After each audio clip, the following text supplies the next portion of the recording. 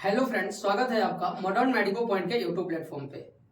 जो लोग हमारी क्लासेज रेगुलर देख रहे हैं उनको पता होगा कि हम लोग मेंस्ट्रुअल साइकिल के सीरीज को स्टार्ट किए हैं, जिसमें हम लोग पिछले वीडियो में हम लोग बात किए थे कि मेंस्ट्रुअल साइकिल का डेफिनेशन क्या होता है और उससे रिलेटेड कुछ की पॉइंट्स थे, उसके रिगार्डिंग भी हम लोग कंप्लीट चर्चा कर चुके हैं। जिसमें हम लोग देखे थे कि मेंस्ट्रुअल साइकिल की ड्यूरेशन क्या होती है, ब्लीडिंग की अमाउंट क्या होती है, इस तरीके से बहुत सारे की पॉइंट्स थे जिसके रिगार्डिंग हम लोग चर्चा किए थे। और आज का जो हमारा क्लास है वो है मैकेनिज्म ऑफ मेंस्ट्रुअल साइकिल। आज की क्लास में हम लोग चर्चा करेंगे कि मेंस्ट्रुअल साइकिल के पीछे की मैकेनिज्म क्या होती है।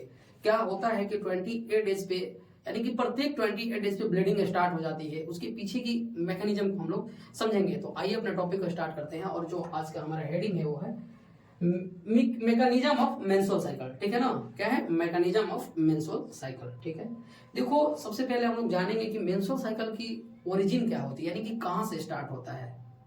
कोई भी घटना होती है उसका कहीं से ना कहीं से तो शुरुआत होती है ना, तो इसकी शुरुआत कहाँ से होती है। तो मस्तिष्क में, यानी कि जो फीमेल का जो ब्रेन होता है वहां पे एक उसका एक पार्ट होता है ब्रेन का, जिसको हम लोग हाइपोथैलेमस कहते हैं। ठीक है ना, हाइपोथैलेमस से एक हार्मोन्स का सिक्रीशन होता है हम लोग जिसे जिसे हम लोग जीएनआरएच कहते हैं, यानी कि गोनाडोट्रोपिन रिलीजिंग हार्मोन। ठीक है ना, क्या होता है hypothalamus.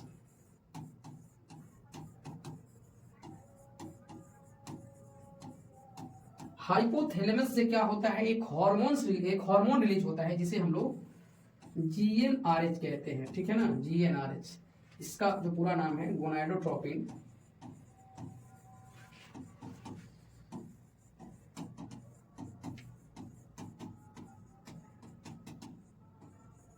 Releasing hormone,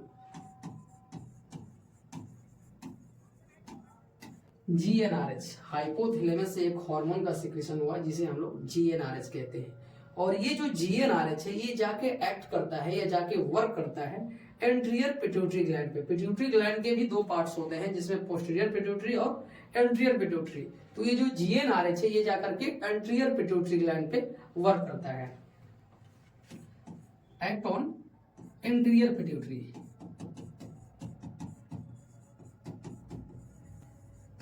anterior pituitary gland पे जाके वर्क करता है और यहाँ से हार्मोन्स का सिक्रेशन होता है जिसे हम लोग गोनाडोट्रोपिन हार्मोन कहते हैं। एंटीरियर पिट्यूटरी से कौन सा हार्मोन का सिक्रेशन होता है, गोनाडोट्रोपिन हार्मोन का। ठीक है ना,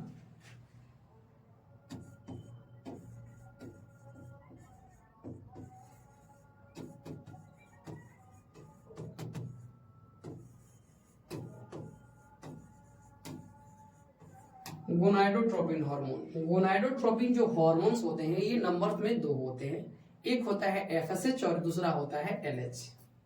पहला क्या होता है एफएसएच और सेकेंड होता है एलएच।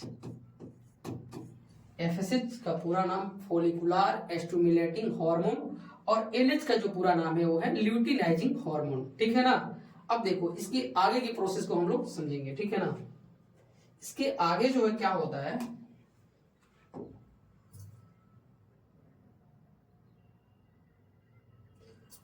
अब होता ये है कि एफएसएच और एलएच का सिक्रीशन हो गया और अब क्या करेंगे, ये दोनों हार्मोन है क्या करेंगे, अभी तो इसका काम नहीं है, क्या है सॉरी, अभी एलएच का कोई काम नहीं है। ठीक है ना, अभी किसका काम है एफएसएच का। एफएसएच क्या करता है, एफएसएच जा करके वर्क करता है किस पे, ओवेरी पे। ठीक है ना, हालांकि अल्टीमेटली एलएच भी ओवेरी पे ही जाके वर्क करता है। ठीक है ना, लेकिन अभी जो पहले कौन सा काम करता है, तो पहले एफएसएच काम करता है, इसके बाद एलएच काम करता है। ठीक है ना, ये जो दोनों हार्मोन होते हैं ये जाके एक्ट करते हैं किस पे,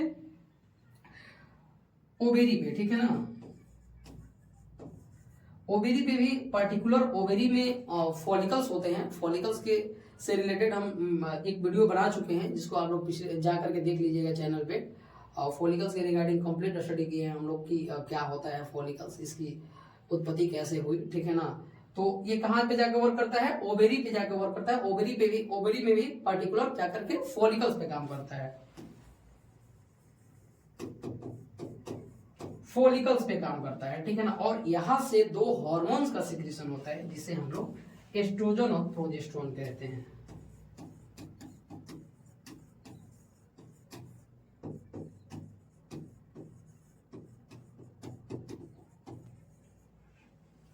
एस्ट्रोजन और प्रोजेस्टेरोन कहते हैं, ठीक है ना।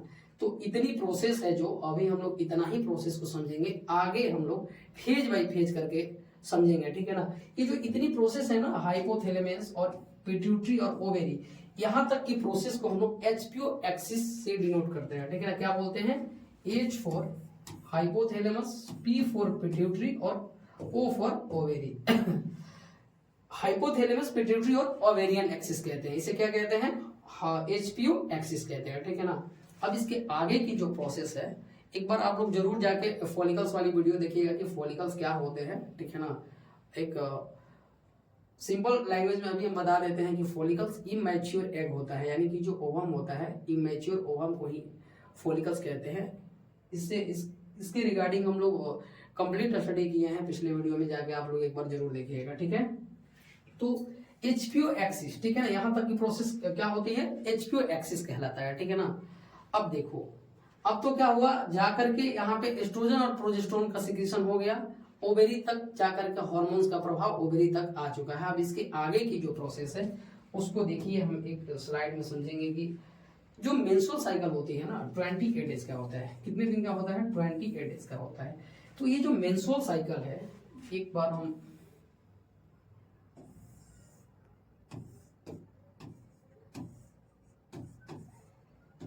ये क्या है? यूट्रस है, सॉरी सर, ठीक है ना। ये ओवेरी है। तो ये जो 28 डेज की जो साइकिल होती है, यूट्रस में भी कुछ ना कुछ घटनाएं होती रहती है 28 दिन तक, और ओवेरी में भी कुछ ना कुछ घटनाएं होती रहती है, ठीक है ना। तो पूरी मेंस्ट्रुअल साइकिल को 2 फेज में डिवाइड करके हम लोग स्टडी करेंगे। पहले हम लोग देखेंगे कि पूरे 28 दिन तक ओवेरी में क्या होता है, और पूरे 28 दिन तक को जो यूट्रस में क्या क्या घटनाएं होती रहती है, ठीक है ना। इसको हम लोग 2 पार्ट्स में डिवाइड करेंगे, एक को बोलेंगे ओवेरियन फेज और दूसरे को यूटेराइन फेज, ठीक है ना। तो अब जो हमारा हेडिंग है वो है phases of menstrual cycle.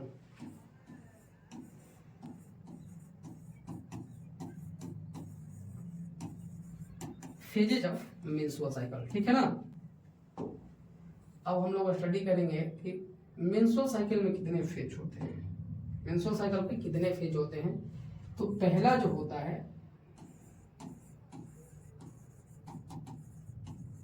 Ovarian phase होता है, और दूसरा जो होता है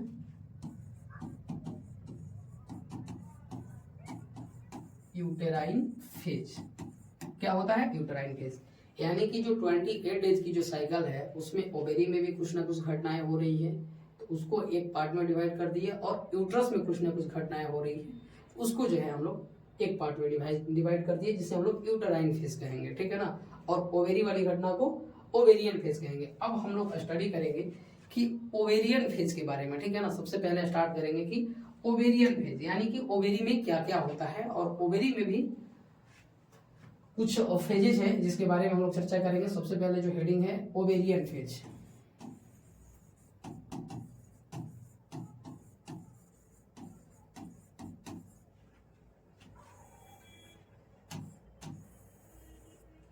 ओवेरियन फेज, एक बार हम लोग समझ लेते हैं दोनों में कितने फेज में डिवाइड किया गया है, ठीक है ना।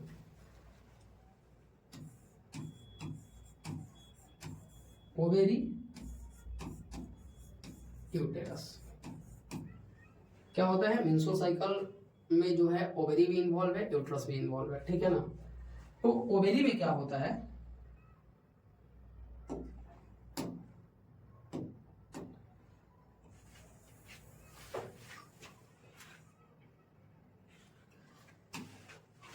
यहां पे जो है डे 1 है, और यहां पे है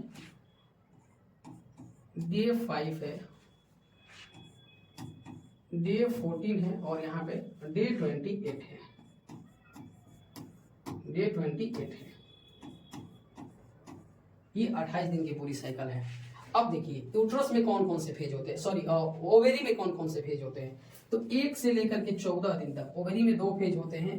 पहला 1 से लेकर के 14 दिन तक की जो फेज होती है उसे हम लोग फोलिकुलर फेज कहते हैं।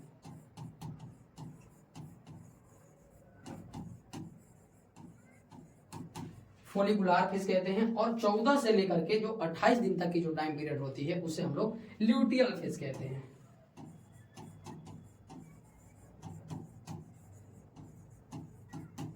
क्या हुआ, फॉलिकुलर फेज और ल्यूटियल फेज। और यही देख लेते हैं पूरे 28 दिन तक यूट्रस में क्या क्या होता है। तो 1 से लेकर के डे 1 से लेकर के जो डे 5 तक की जो टाइम पीरियड होती है, ये जो फेज होती है, इसमें हम लोग ब्लीडिंग फेज कहते हैं।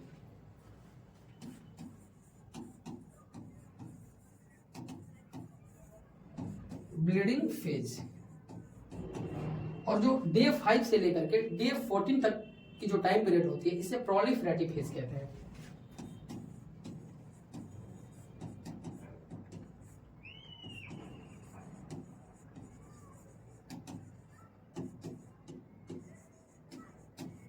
ये क्या होता है, प्रोलिफरेटिव फेज, ठीक है ना।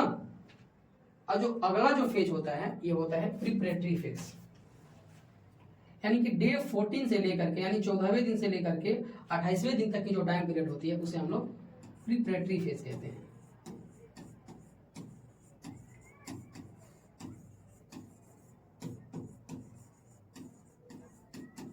प्रिपरेटरी फेज कहते हैं। ओवेरी में 2 फेज है, जिसमें एक है फॉलिकुलर फेज, दूसरा है ल्यूटियल फेज। और वही यूट्रस की बात करें तो यूट्रस में जो पहला है ब्लीडिंग फेज है और प्रोलिफरेटिव फेज है, और तीसरा क्या है, प्रिपरेटरी फेज है, ठीक है ना। और फॉलिकुलर फेज 1 से 14 दिन तक, और 14 से लेकर 28 दिन तक की जो टाइम पीरियड होती है, उसे हम लोग ल्यूटियल फेज कहते हैं। और यूट्रस की बात करें तो यूट्रस में 1 से लेकर के 5 दिन तक की जो टाइम पीरियड होती है, उसे ब्लीडिंग फेज, प्रोलिफरेटिव फेज, और उसके बाद वाली जो टाइम पीरियड होती है, उसे हम लोग प्रिपरेटरी फेज या इसे सिक्रेटरी फेज भी कहते हैं। इसके बारे में हम लोग डिटेल में चर्चा करेंगे। तो अब देखिए, अब हम लोग चर्चा करेंगे अगले स्लाइड में कि फॉलिकुलर फेज में क्या क्या होता है, ठीक है ना। इसके बाद हम लोग चर्चा करेंगे कि ल्यूटियल फेज में क्या होता है, ब्लीडिंग फेज में क्या होता है, इसके पीछे की मैकेनिज्म क्या होती है, प्रोलिफरेटिव फेज क्या होता है, और प्रिपरेटरी फेज क्या होता है। लाइन बाय लाइन करके एक एक फेज के बारे में चर्चा करेंगे। यही जो है पूरी मेंस्ट्रुअल साइकिल है। इसी में हम लोग मेनली यही मेंस्ट्रुअल साइकिल है, इसी में हम लोग पूरा कंप्लीट चर्चा करेंगे कि 28 डेज में क्या क्या होता है, ठीक है ना। एक डे 1 से लेकर के डे 28 तक के टाइम पीरियड को हम लोग समझेंगे, ठीक है ना। अब देखिए, अब अगला जो हमारा हेडिंग है वो है, पहला जो हेडिंग रहेगा क्या रहेगा, ओवेरियन फेज।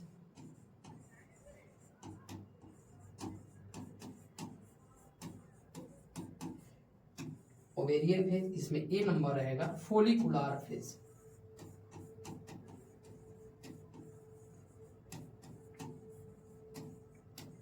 अब देखिए फॉलिकुलर फेज क्या होता है, इस फेज में क्या होता है।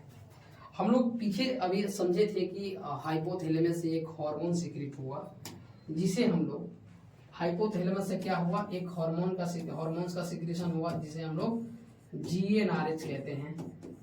ये जाकर के एक्ट किया एंटीरियर पिट्यूटरी पे, और ये इससे एक हार्मोन का सीक्रेशन हुआ, जिसे हम लोग, इससे 2 हार्मोन सीक्रेट हुए, FSH और LH, ठीक है ना। तो ये जो FSH है, अब मेन रोल FSH का ही है, ठीक है ना। जो फॉलिकुलर फेज होता है FSH पे ही आधारित है। इसी के रेस्पॉन्स में जो है पूरी फॉलिकुलर जो फेज है रेगुलेट होती है, ठीक है ना। इसमें क्या होता है, इन दिस फेज, पहला लाइन है इसमें, इन दिस फेज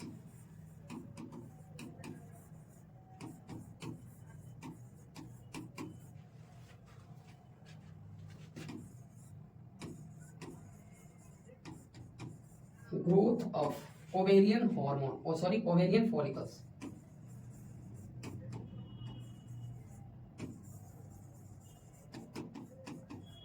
इसमें क्या होता है, इस फेज में ओवेरियन फॉलिकल्स का ग्रोथ होता है by the response of FSH।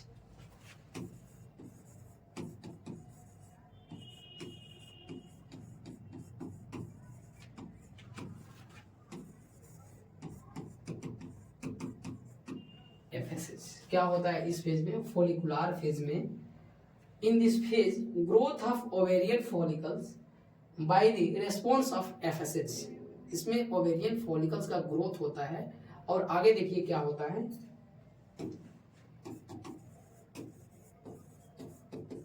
Immature, आगे क्या होता है, इमैच्योर फॉलिकल्स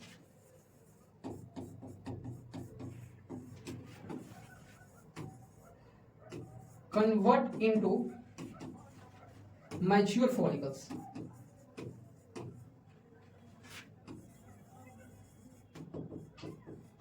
एक बार पूरी फॉलिकुलर फेज को आप एक स्लाइड पे समझ लीजिए, इसके बाद आप लिखना स्टार्ट करिएगा, ठीक है ना। फॉलिकुलर फेज में क्या होता है, एफएसएच तो रिलीज हो चुके हैं कहाँ से, एंटीरियर पिट्यूटरी ग्लैंड से, और वो जो एफएसएच है इमैच्योर फॉलिकल्स पे जाके वर्क करते हैं।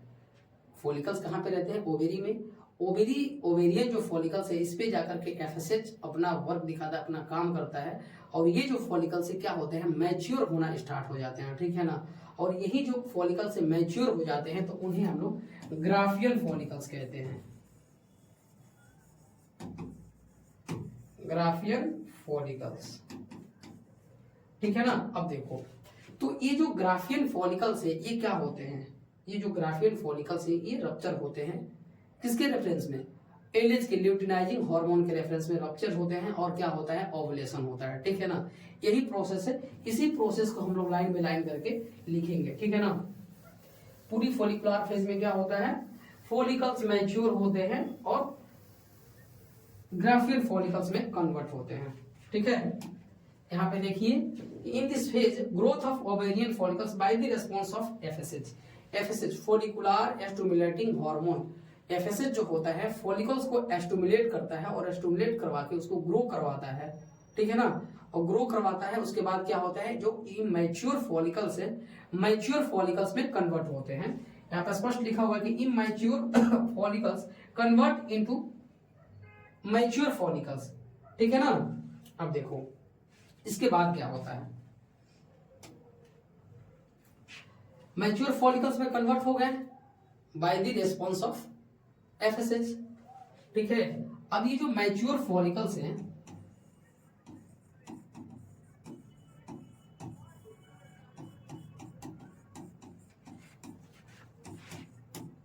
known as Graafian follicles,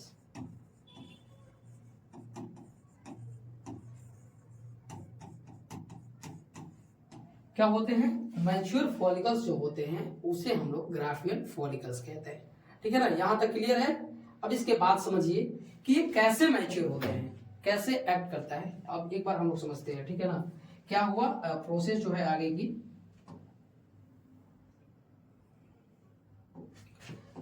process को एक बार समझ लेते हैं कि एफएसएच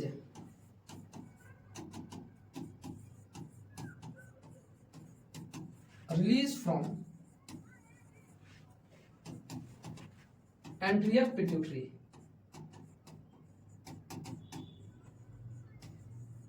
क्या होता है, एफएसएच रिलीज होता है एंटीरियर पिट्यूटरी से, और ये जाके आपका क्या करता है, एक्ट ऑन ओवेरियन फॉलिकल्स,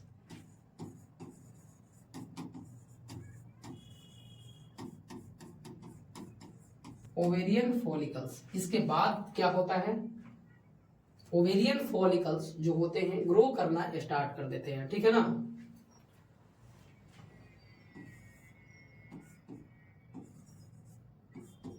इसके बाद क्या होता है, start to grow ovarian follicles,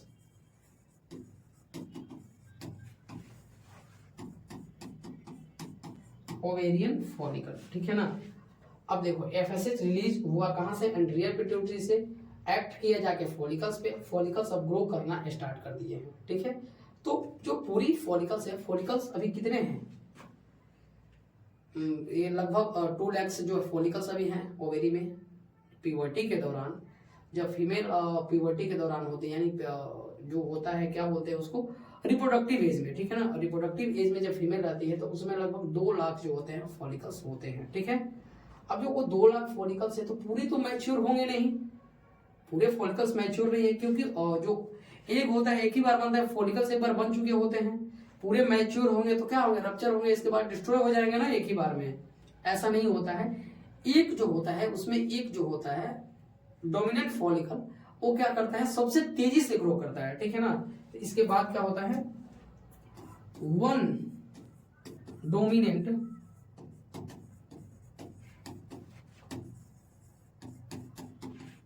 follicle start to grow start to grow faster than other, faster than other। एक जो फॉलिकल्स होता है उसमें जितने भी फॉलिकल्स हैं यानी कि लगभग 2 लाख फॉलिकल्स हैं, उसमें एक ऐसा शैतान है जो डोमिनेंट है, ठीक है ना। शैतान तो हालांकि ऐसे ही मैंने बोल दिया, वो शैतान नहीं है, ठीक है ना। वो क्या है, एक ऐसा डोमिनेंट फॉलिकल्स होता है, उसमें एक प्रमुख होता है जो कि सबसे तेजी से ग्रो करता है, और यही आगे जाकर के क्या होता है, इसी से ओवुलेशन होता है और इसी में से क्या होता है, एग निकलता है, ठीक है ना। तो फास्ट ये जो पूरी फॉलिकुलर फेज है इसमें क्या होते हैं, फॉलिकल्स ग्रो करते हैं। अब क्या हो चुका है, एक फॉलिकल जो एक डोमिनेंट फॉलिकल है वो ग्रो कर चुका है और ग्राफियन फॉलिकल में कन्वर्ट हो चुका है। तो ये जो ग्रोविंग फॉलिकल्स है, ये जो ग्रोविंग एक डोमिनेंट जो फॉलिकल्स है, ठीक है ना, ये जो ग्रोविंग फॉलिकल है ये 2 हार्मोन्स का सिक्रीशन करता है जिसे हम लोग एस्ट्रोजन कहते हैं। एक एस्ट्रोजन और एक होता है इनहिबिन बी। इनहिबिन बी क्या होता है, ये जो फॉलिकल्स ग्रो कर चुके हैं इसमें ये 2 हार्मोन्स का सिक्रीशन करते हैं, एक होता है एस्ट्रोजन और दूसरा होता है इनहिबिन बी। ये जो दोनों हार्मोन्स हैं ये क्या करते हैं,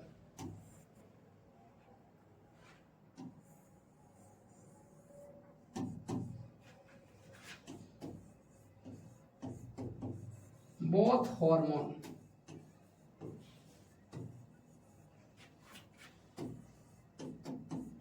will make, एक बार आप समझ लीजिए कि ये जो दोनों हार्मोन है ये अपना निगेटिव फीडबैक दिखाते हैं और एफएसएच को क्या करते हैं, सप्रेस कर देते हैं, ठीक है ना। ये एफएसएच की सिक्रीशन हो रही है एंटीरियर पिट्यूटरी ग्लैंड से, इसको क्या करते हैं, सप्रेस कर देते हैं। अगर ऐसे ही निरंतर एफएसएच का सिक्रीशन होता रहा तो क्या होगा, सारे जो फॉलिकल से ग्रो करने लगेंगे, इस तरीके से क्या हो जाएगा, एब्नॉर्मैलिटीज देखने को मिलेगा। तो वो जितना उसको चाहिए, जितनी जरूरत थी एफएसएच की, वो क्या हो चुके हैं, सीक्रेट हो चुके हैं।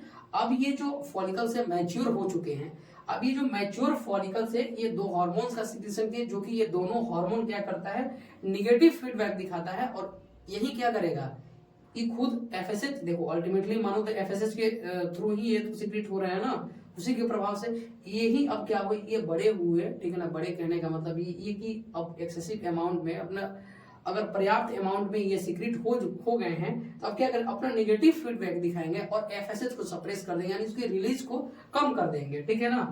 तो both hormone will make decrease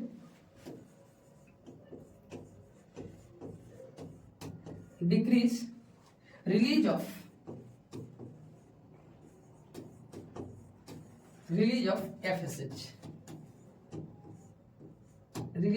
FSH, ठीक है ना।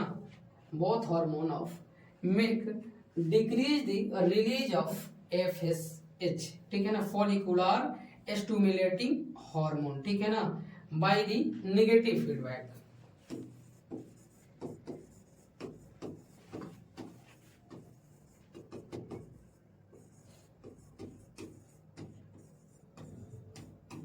बाय द निगेटिव फीडबैक, ठीक है। अब यहां तक जो पूरी कंप्लीट प्रोसेस है आपको समझ में आई होगी। इसके बाद क्या होता है, जो एस्ट्रोजन है ये दोनों हार्मोन्स क्या किए, एफएसएच को सप्रेस कर दिए। अब इसके बाद जो काम आएगा, इसके बाद वाली जो फेज आएगी, अब आएगा क्या, ल्यूटियल फेज आएगा, ठीक है ना।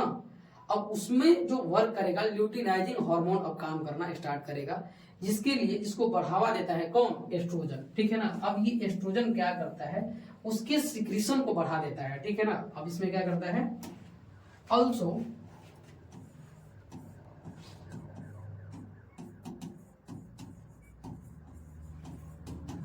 also increase the release of LH। अब क्या किया, अपना नेगेटिव फीडबैक दिखाया और एफएसएच को सप्रेस कर दिया है और एलएच को क्या किया, उठा दिया है, ठीक है ना। एलएच की जो सिक्रीशन है इसको बढ़ा दिया, क्योंकि अब जो आगे वाली जो फेज है उसमें अहम रोल है एलएच का, जिसे हम लोग ल्यूटियल फेज कहते हैं, ठीक है ना।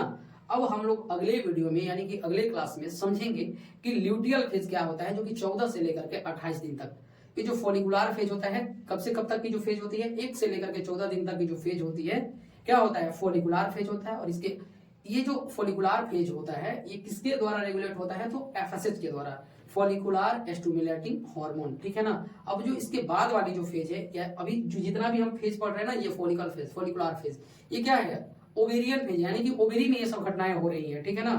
तो अब इसके बाद जो हम आगे की जो पढ़ेंगे ना, उसमें वो क्या होगा, ल्यूटियल फेज होगा, जिसके लिए रिस्पॉन्सिबल होगा ल्यूटिनाइजिंग हार्मोन, जो कि एस्ट्रोजन अब इसको बढ़ाना शुरू कर दिया है। अब इसकी जो इंपॉर्टेंस है अब देखेंगे हम लोग ल्यूटियल फेज में। आज की जो हमारी क्लासेस है यहीं तक रही, मिलते हैं आपसे अगले वीडियो में ल्यूटियल फेज के साथ, तब तक के लिए बाय।